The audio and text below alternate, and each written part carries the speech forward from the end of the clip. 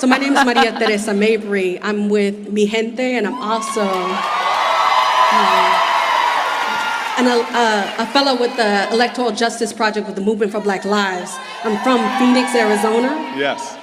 And I'm wondering, in your view, is taxing the wealthy and corporations a racial justice issue? And if so, what is your commitment to fighting for both racial justice and economic justice? Thank you very much. So, absolutely. The way what we've been doing right now is taking our national treasure on this theory that somehow it's going to help all the people by giving trillions of dollars of tax breaks to the wealthiest in our country and the wealthiest in corporations, who ultimately, if you've seen recently, the recent tax record, some of our biggest corporations are paying effectively zero in taxes. This is absolutely a racial justice issue and an economic justice issue where you have Americans now looking at a nation where corporate profits are at an 85-year high and wages are at a 60-year low. I live, the only person in the United States Senate, I live in a black and brown inner city community that economically is below the poverty line.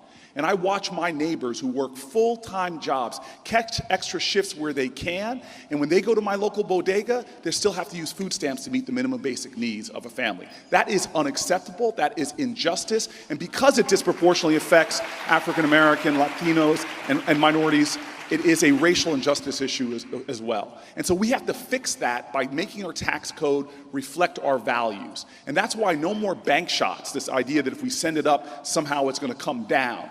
We're going to now make sure, if I'm president, that we have a tax code directly focused on working people.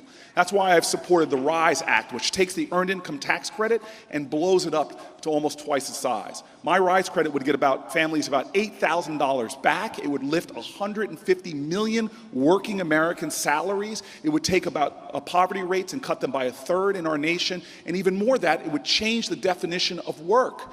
Because there are so many people who have to stay home and take care of a spouse with dementia or a special needs child. That is work too, and they should qualify for a credit. Yeah. All right?